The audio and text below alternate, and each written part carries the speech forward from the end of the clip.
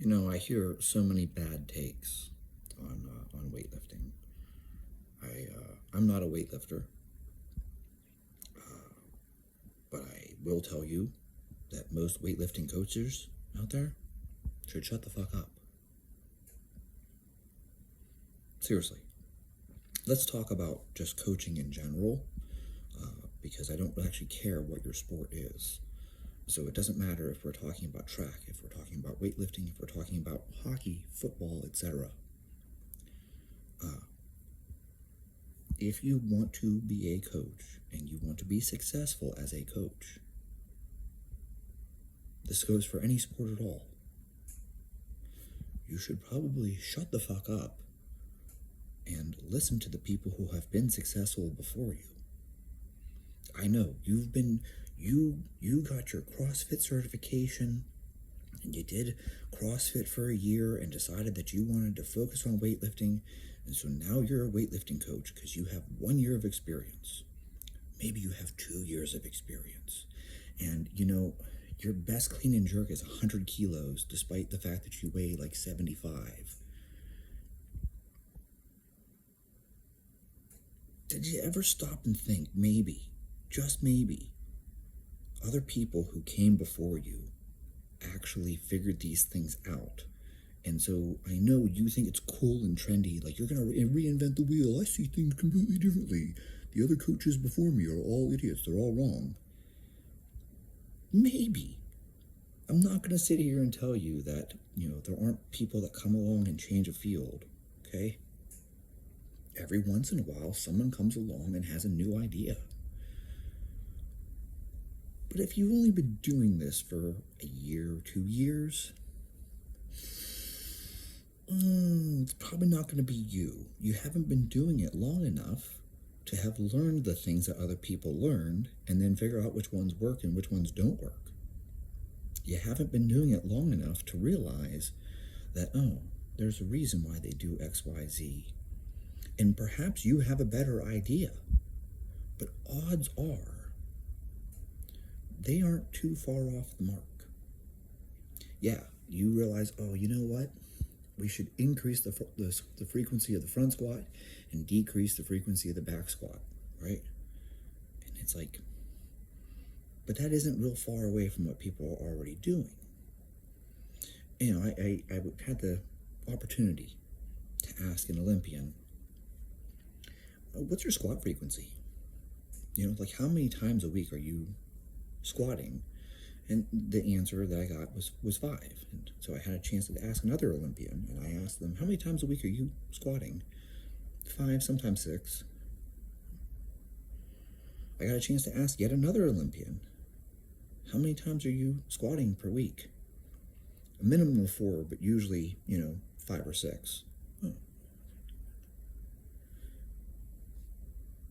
Weird thought here, but if everyone's doing roughly 5, sometimes as many as 6, and a low week only 4, maybe squatting once a week isn't really the great idea that you think it is. I know you're out there and you're like, oh, nope, you don't need to squat. And it's like, no, you should squat. People get into the sport and they tell me things like, well, Lasha doesn't front squat, which is a lie. Lasha does front squat. But, Lasha doesn't front squat, so we only back squat. Do you think maybe, just maybe, being that he's been doing this for a really long time, he used to do front squats when he was a beginner and intermediate, and even at the advanced level, he was probably still doing front squats.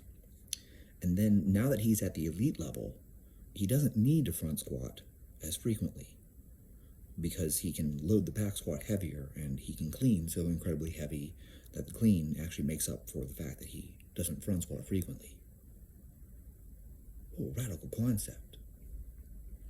Do you think just maybe when you see someone like Tian Tao, who already has more than an ample squat, continuing to work on the squat, maybe there's a reason for that? Like maybe having squat strength is important. And I know I'll see somebody say something stupid and they'll be like, well, you don't need to be able to front squat more than you can clean. So if you can front squat it, you can clean it. And that's true because you suck at front squat. Your front squat is so shitty. I've seen you front squat. Your form is terrible.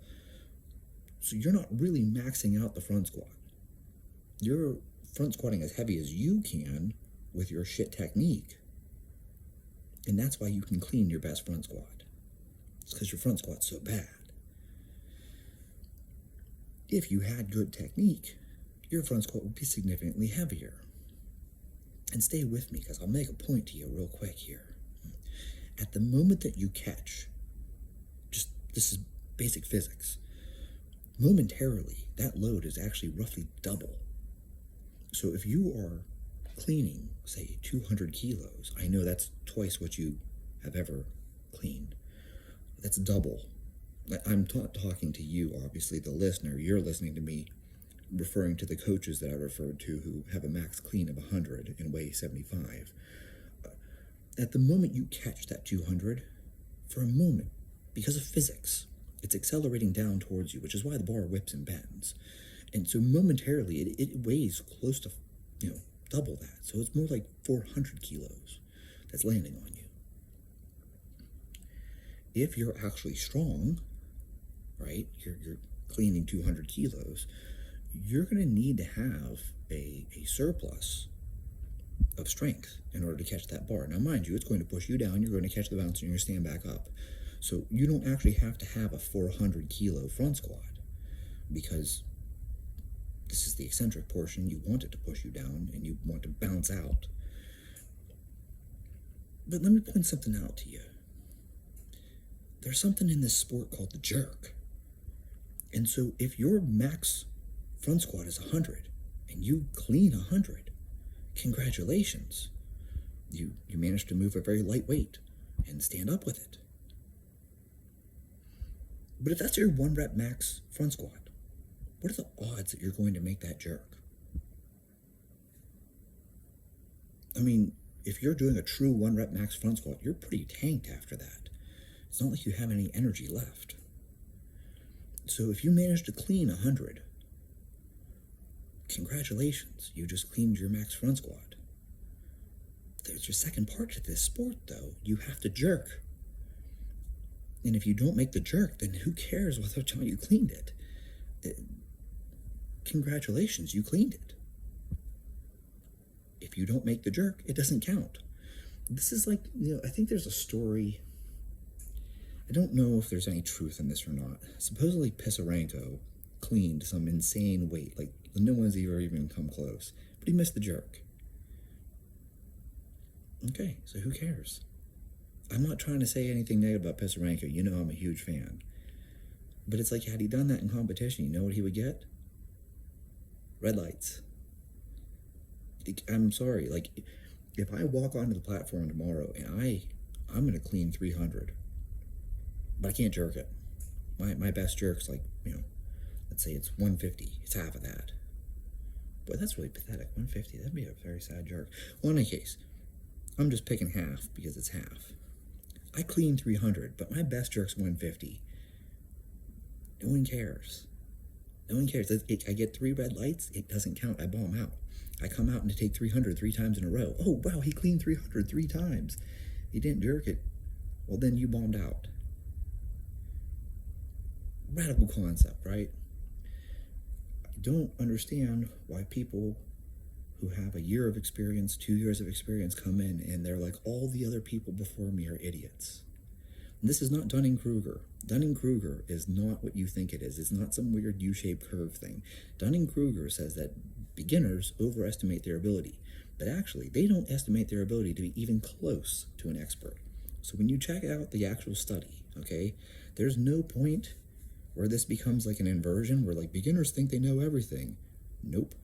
Beginners think they know a little bit more than they know, and experts underestimate how much they know. But beginners do not think they know as much as the experts, nor do they think that they're equal to the experts, even on judging their ability. What Dunning-Kruger tells us is that people tend to slightly overestimate their ability until they become an expert, in which case they develop imposter syndrome. So only experts underestimate their ability. Everyone else, the whole way up, only slightly overestimates their ability. So that's the actual Dunning-Kruger. It's not a curve thing. It's not this U thing that people post. If you post that, you're actually using the Dunning-Kruger effect, ironically, incorrectly. So people come in and you have 1 year of experience and you say, oh, Joe Mills is an idiot and the Russians had no idea what they were doing and the Chinese don't know how to do this either. Okay, you're basing that on what? Oh, you did CrossFit for a year. And this is not a take where I'm attacking CrossFit. If you're doing CrossFit for the sake of doing CrossFit, like you're treating CrossFit like its own sport, I have no issue with you.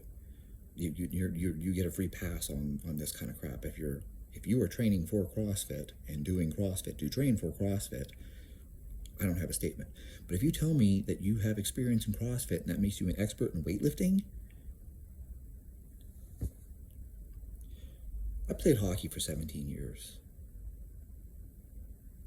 I took it pretty far. I took it about as far as I could take it. But because hockey's played on a sheet of ice, I'm an expert in figure skating and speed skating as well. Oh, I don't know shit about figure skating or speed skating. Damn, what do you know, huh? Just because it's played on a similar surface with skates, maybe I don't know anything about it. So I get it, you did CrossFit for a year, and because you guys do, 135 pounds, 60 kilos, wow.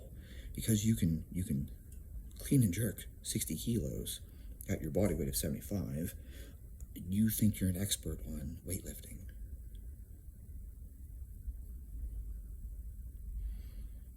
Joe Mills had a famous quote about how it would take him something like 20 seconds to tell you everything that he knows about weightlifting, and it would take you 20 years to understand it.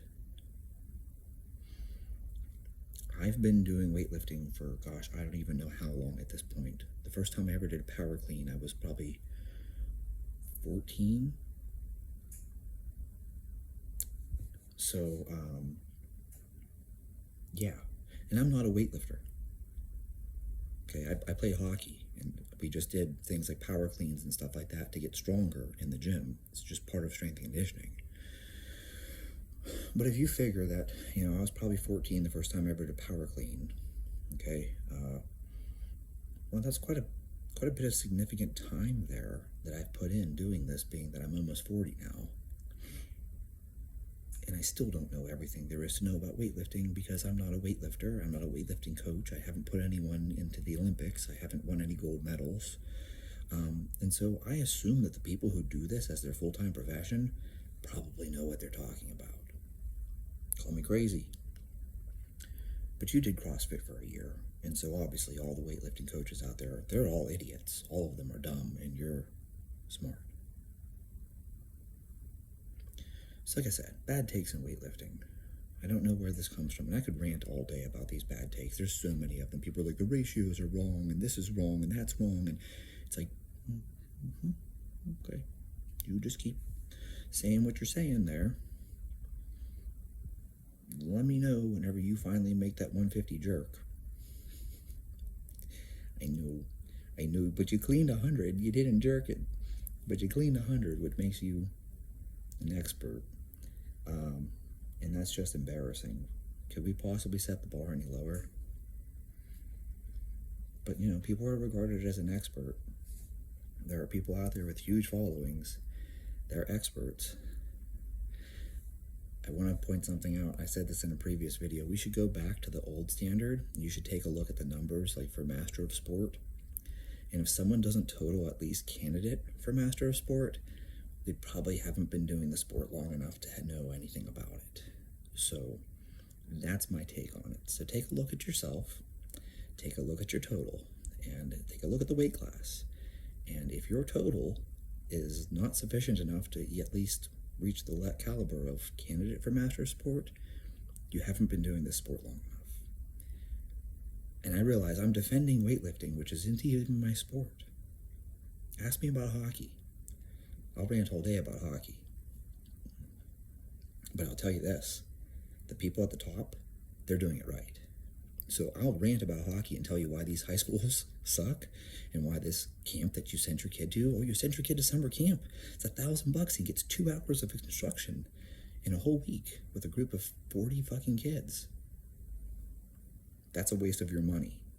And I will rant about shit like that.